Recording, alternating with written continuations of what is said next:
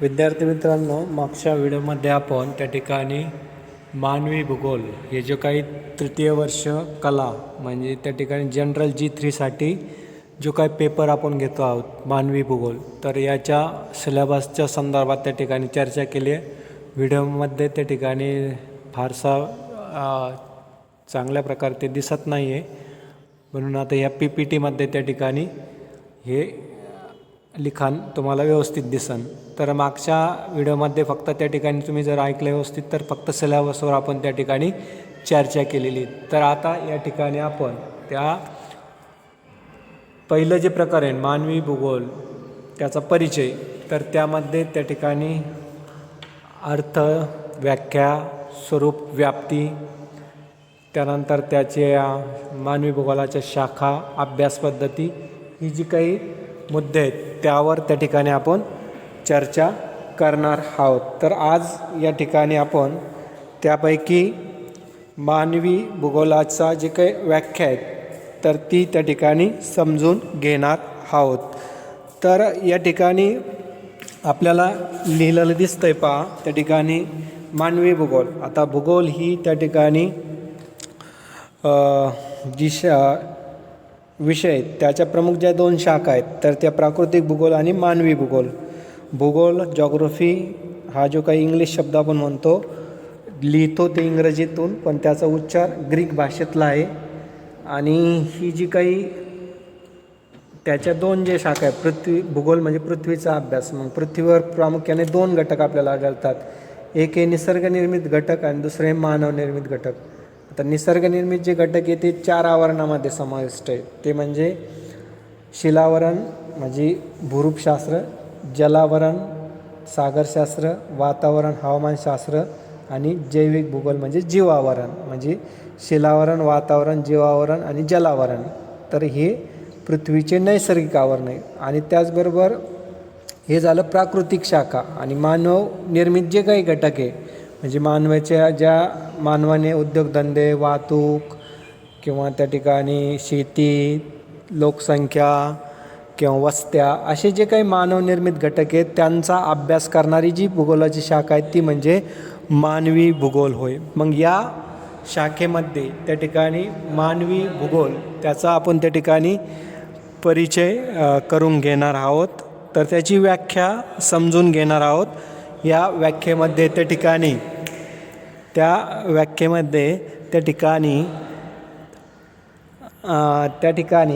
आपण पाहणार आहोत. तर कुमारी एलेन सेम्पल ही जी काही अमेरिकन भूगोलकार होती, तिनं जी काही व्याख्या केलेली पहा, मानवी भूगोल म्हणजे अस्थिर पृथ्वी आणि कृतिशील मानव यांच्या बदलत्या संबंधाचा अभ्यास होय.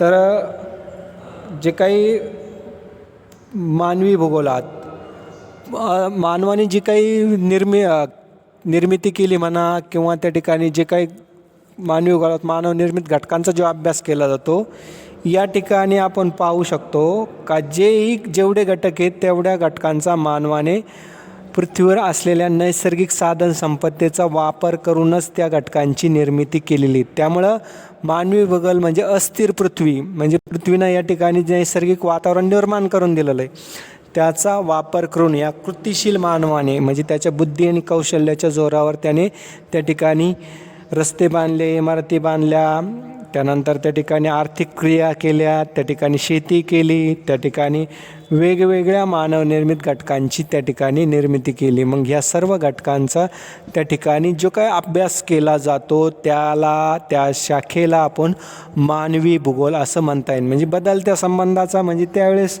जसजसं डेव्हलपमेंट होत चालली त्या घटकाचा त्या मानवी भूगोलात अंतर्भाव होत चाललेला आहे. त्या ठिकाणी पहिल्यांदा मानव आणि निसर्ग यांचा संबंधाचा अभ्यासला जात होता. कालांतराने त्या ठिकाणी आर्थिक क्रिया, त्यानंतर मानवाच्या ज्या क्रिया वाढत गेल्या त्या प्रत्येक क्रियांचा अभ्यास त्या ठिकाणी कृतिशीलतेचा अभ्यास मानवी भूगोलात केला जाऊ लागला. तर त्या ठिकाणी मानवी भूगोल म्हणजे कुमारी एलेन सेम्पलने सांगितलेली व्याख्या आपण अशा प्रकारे समजून घेऊ शकतो. तर हंटिंग्टन याने काय व्याख्या केली, मानवी भूगोल म्हणजे भौगोलिक पर्यावरण म्हणजेच त्या ठिकाणी अस्थिर पृथ्वी म्हणजे निसर्गनिर्मित घटक यांना मानवी क्रिया व गुण यांच्या परस्पर संबंधाचे स्वरूप व वितरण यांचे अध्ययन होय. म्हणजे काय तर त्या ठिकाणी मानव हा त्याच्या असलेल्या सभोवतालच्या भौगोलिक पर्यावरणाचा वापर करून त्याचं त्या ठिकाणी सांस्कृतिक पर्यावरणात रूपांतर करतो आणि त्याचा अभ्यास म्हणजे मानवी भूगोलमय. म्हणजे मानवाने त्याच्या बुद्धी आणि गुणांच्या जोरावर म्हणजे मानवी क्रिया आणि गुणांच्या जोरावर त्याने ते भौगोलिक पर्यावरणात बदल घडवून आणलेला आहे.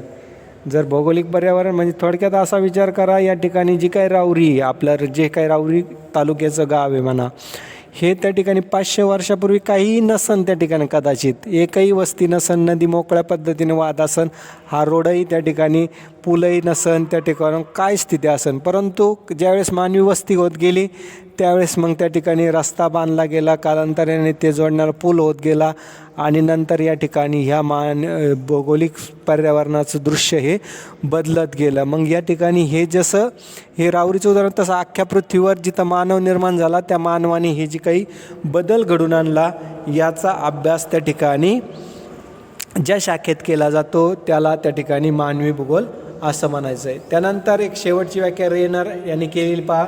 मानवी भूगोलात पृथ्वीच्या भूपृष्ठाला किंवा पृष्ठभागाला अनुसरून मानवी समाजाचे अध्ययन. म्हणजे मानव हा त्या ठिकाणी भूपृष्ठापासून अलग नाही. मानवाने जी काही प्रगती केलेली आहे ती त्या ठिकाणी नैसर्गिक घटकांचा आधार घेऊनच, नैसर्गिक पर्यावरणाचा आधार घेऊनच त्या ठिकाणी मानवाने ही प्रगती केलेली आहे. मग त्याचाच त्या ठिकाणी अभ्यास केला जात असतो. तर हे झालं मानवी भूगोलाचे व्याख्या आणि अर्थ त्या ठिकाणी आपण समजून घेतलेला. आता या ठिकाणी पुढं आपण पाहणार आहोत यामध्ये मानवी भूगोलाचे त्या ठिकाणी स्वरूप. तर पहा, मानवी भूगोलाचं जे स्वरूप आहे ते ह्या मुद्द्यानुसार आपल्याला पाहता येईल. सामाजिक शास्त्रीय त्याचं स्वरूप आहे, आंतरविद्याशाखीय त्याचं स्वरूप आहे, त्यानंतर त्या ठिकाणी त्याचं सांख्यिकीय स्वरूप आहे, त्यानंतर त्याचं उपयोजित स्वरूप आहे, त्यानंतर त्याचं त्या ठिकाणी वितरणात्मक स्वरूप आहे, त्यानंतर त्याचं गतिमान स्वरूप आपल्याला दिसून येतं आहे. तर त्या ठिकाणी आपण पाहू शकता सामाजिक स्वरूप म्हणजे कशा पद्धतीनं हे सामाजिक स्वरूप आहे. तर आपण पाहतो जी काही शाखा आहेत प्युअर सायन्स, ह्या प्युअर सायन्सेसमध्ये त्या ठिकाणी आपण जी काही ॲनालिसिस करतो किंवा जे काही घटक शिकतो ते त्या ठिकाणी त्याचे प्रयोगशाळेत अनुमान काढून निष्कर्ष काढले जातात. म्हणजे उदाहरणार्थ फिजिक्समध्ये गुरुत्वाकर्षणाचा नियम हा संपूर्ण पृथ्वीवर एकसारखा पडतो. न्यूटनने सांगितलेला गुरुत्वाकर्षणाचा नियम का कोणतीही वस्तू त्या ठिकाणी वर फेकली तर ती त्या ठिकाणी खालीच येते. तर त्या पद्धतीनं ते प्युअर सायन्सचे जे काही नियम असतात ते प्रयोगशाळेत पाडतोळून पाहता येत असतात. परंतु त्या ठिकाणी जी काही सामाजिक शास्त्र असतात त्यांचे नियम हे सर्वत्र सारखेच भरत नाही. म्हणजे एखाद्या पर्टिक्युलर सिच्युएशनमध्ये मानव हा त्या ठिकाणी कसा वागन हे सांगता येत नाही. सामाजिक शास्त्रामध्ये समाजाचा अभ्यास केला जातो, मानवी भूगोलात मानवाचा अभ्यास केला जातो. मग मानव सगळीकडे सारख्या पद्धतीनं त्याच्या परिस्थितीनुरूप काढलेले निष्कर्ष सगळ्यांनाच लागू होते असं नाही. त्यामुळं या विषयाचं स्वरूप हे सामाजिक शास्त्राप्रमाणे आहेत. सामाजिक शास्त्राचे निष्कर्ष हे सर्वत्र स्थळ आणि काळ यानुसार सारखे भरत नाही, ते त्या ठिकाणी बदलत जातात. म्हणजे स्थळ आणि काळानुसार ते बदलत जातात. परंतु शास्त्रीय स्वरूप ज्याचं असतं त्याचे नियम हे स्थळ आणि काळानुसार बदलत नाही. म्हणजे किती वर्ष जरी झाले भविष्यात तरी वर फेकलेला दगड हा खालीच येणार आहे. कोणत्याही पृथ्वीच्या कोणत्याही भागात जा तरी ते वर फेकलेला दगड खाली येणार आहे, कारण पृथ्वीला गुरुत्वाकर्षण शक्ती आहे. म्हणजे मला या ठिकाणी असं सांगायचं आहे का ह्या मानवी भूगोलाचं स्वरूप हे सामाजिक शास्त्राप्रमाणे, कारण याचे नियम आणि तत्त्व हे स्थळ आणि काळानुसार बदलतात. त्यामुळे याचं स्वरूप हे सामाजिक शास्त्राप्रमाणे. आता दुसरं त्या ठिकाणी त्याचं स्वरूप हे आंतरविद्याशाखीय. आंतरविद्याशाखीय म्हणजे काय तर या विषयाचा अभ्यास करताना आपल्याला इतर विषयांची मदत घ्यावी लागते. फॉर सपोज आता मानवी भूगोलात आपल्याला जर त्या ठिकाणी मानवी वंशाचा अभ्यास करायचा तर त्या ठिकाणी जे काही वंशशास्त्र आहे, अँथ्रोपॉलॉजी, त्याचं त्या ठिकाणी आपल्याला मदत घ्यावी लागेल. सपोज आपल्याला लोकसंख्येचा जर अभ्यास करायचा असेल तर त्या लोकसंख्येमध्ये काही आकडेवारी आहेत, तर त्या ठिकाणी आपल्याला गणिताची मदत घ्यावी लागेल. जर आपल्याला त्या ठिकाणी मानवाचा इतिहास बघायचा असेल तर मग इतिहासाची त्या ठिकाणी मदत घ्यावी लागेल.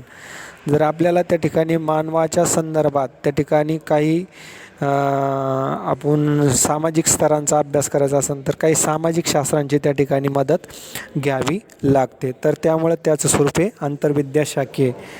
त्यानंतर त्याचं स्वरूप हे सांख्यिकीय आहे. सांख्यिकीय याचा अर्थ आहे त्यामध्ये काही आकडेवारींची मदत होते. आता लोकसंख्या भूगोल किंवा वस्ती भूगोल यामध्ये त्या ठिकाणी काही सांख्यिकीय मेथड्स वापरून त्या घटकांचा अभ्यास केला जातो. आता लोकसंख्येची वाढ, त्याची डेन्सिटी म्हणजे घनता कायशी ही काढली जाते, त्याला काही स्टॅटिस्टिकल मेथड्स आहे, म्हणजे सांख्यिकीय पद्धतीचा अवलंब त्या ठिकाणी केला जात असतो. त्यामुळे या विषयाचं स्वरूप हे सांख्यिकीय स्वरूपाचं आहे हे आपल्याला दिसून येतं. त्यानंतर पुढचं आहे त्या ठिकाणी स्वरूप हे उपयोजित. आता उपयोजित या शब्दाचा अर्थ काय आहे, तर उपयोजित या शब्दाचा अर्थ आहे का त्या विषयाची जी काही ज्ञानाचा आणि कौशल्याचा उपयोग लोकांच्या समस्या सोडवण्यासाठी होतो त्याला उपयोजित म्हणतात. आता मानवी भूगोलात लोकसंख्येची वाढ हे काढता येतं किंवा लोकसंख्येची घनता काढता येते. मग यावरून लोकसंख्येची घनता काढल्यानंतर आपल्याला तिथं समजून येतं की किती दाट लोकवस्ती किंवा किती विरळ लोकवस्ती. मग दाट लोकवस्ती असेल तर तिथल्या पर्यावरणीय समस्या समजून घेता येतात, त्यावर काही सोल्युशन करता येतं. किंवा अजूनही त्या ठिकाणी लोकसंख्या मानवी भूगोलात त्या ठिकाणी वेगवेगळ्या वंशाचा अभ्यास करता येतो, त्यावरून त्या ठिकाणी समाजाचे जे काही वंशवाद आहेत त्या संकल्पना मांडता येतात. म्हणजे या विषयाचं स्वरूप उपयोजित म्हणजे काय, समाजाच्या प्रश्न सोडविण्यासाठी या विषयाचा उपयोग होतो. आता त्याची आर्थिक भूगोल ही एक शाखा आहे. त्या आर्थिक भूगोलामध्ये उद्योगधंद्याचं स्थानिकीकरण कुठं करावं या संदर्भात माहिती आहे. तर मग त्या ठिकाणी उद्योगधंद्याच्या स्थानिकीकरणासाठी म्हणजे उद्योगधंदे कुठं उभारावे याच्यासाठी सुद्धा हा विषय मदत करत असतो. त्यानंतर पहा याचं वितरणात्मक स्वरूप आहे. आता वितरणात्मक याचा अर्थ आहे त्या ठिकाणी वितरण म्हणजे कसं, मग भारताचं भारताचे जर वितरण जर बघायचं म्हणलं म्हणजे थोडक्यात इथं लोकसंख्या किती, कोणत्या राज्यात किती लोकसंख्या आहे हे झालं असं वितरणात्मक. किंवा शहरांचे भाग कसा पसरलेला आहे हे अशा पद्धतीनं आपण वितरण पाहतो. मग मानवी भूगोल हा वितरणात्मक अभ्यास करता येतो. म्हणजे कसं का महाराष्ट्राच्याच मानवी भूगोलाचा अभ्यास करता येऊ शकतो किंवा राहुरीतल्याच मानवाच्याच भागाचा अभ्यास करता येतो. आता राहुरीचा जर अभ्यास करायचा ठरला तर इथले जे उद्योगधंदे आहेत तर उद्योगधंद्याचा अभ्यास करायचा ठरला तर इथं शेतीपूरक जे काही व्यवसाय आहे म्हणजे साखर कारखाना आहे, दूध डेअऱ्या आहेत, दूध डेअऱ्यावर अवलंबून दुधाचे प्लांट आहे, या अशा प्रकारचे व्यवसाय इथं सुरू झालेले. लोकसंख्येच्या बाबतीत जर विचार करायचा ठरला तर आपल्या राहुरी तालुक्यात 96 गाव आहे. 96 गावाची लोकसंख्येची आकडेवारी जर बघितली तर कोणत्या याची कशी लोकसंख्या आहे म्हणजे असं वितरणात्मक दृष्ट्या त्या घटकाचा आपल्याला अभ्यास करता येतो. त्यामुळे त्याचं स्वरूप हे वितरणात्मक दिसतं. त्यानंतर शेवटचं आहे त्या ठिकाणी गतिमान स्वरूप. गतिमान म्हणजे काय, तर काळानुरूप याच्या अभ्यासात बदल होत जातो. म्हणजे त्या ठिकाणी मानवी भूगोलात गतिमान म्हणजे काळानुरूप सुरुवातीला मानव आणि पर्यावरण याच घटकाचा अभ्यास केला जात होता, परंतु कालांतराने मानवी आर्थिक क्रिया, मानवाची लोकसंख्या वाढल्यानंतर लोकसंख्येचा अभ्यास, मग वस्त्या वाढल्या वस्त्यांचा अभ्यास, आता अलीकडे वस्त्यांच्या नागरिकीकरण म्हणजे फक्त अर्बन जॉग्रफीचाच शहरी भागांचाच अभ्यास, मग शहरी वस्त्या कशा वसावल्या जाव्यात याचा अभ्यास. अलीकडच्या काळात त्या ठिकाणी उपग्रह प्रतिमांचा त्या ठिकाणी आपण मदत घेऊन त्याचा अभ्यास त्या ठिकाणी केला जात असतो. तर अशा प्रकारे ह्या विषयाचं स्वरूप आपल्याला सांगता येईल. तर हा व्हिडिओ सर्वांनी पाहावा आणि काही असेल तर शंका विचारावी. मी फक्त मुद्दे घेऊन त्या ठिकाणी आता चर्चा करणार आहेत. मागं त्या ठिकाणी व्हिडिओ ऑनलाईन क्लासेस सुरू केले होते, फार कमी लोक जॉईन होतात झूमवर. आता मी फक्त पॉईंटनुसार फक्त त्या ठिकाणी चर्चा करणार आहेत. त्यानंतर कोणाला शंका असेल तर काही विचारू शकता. धन्यवाद.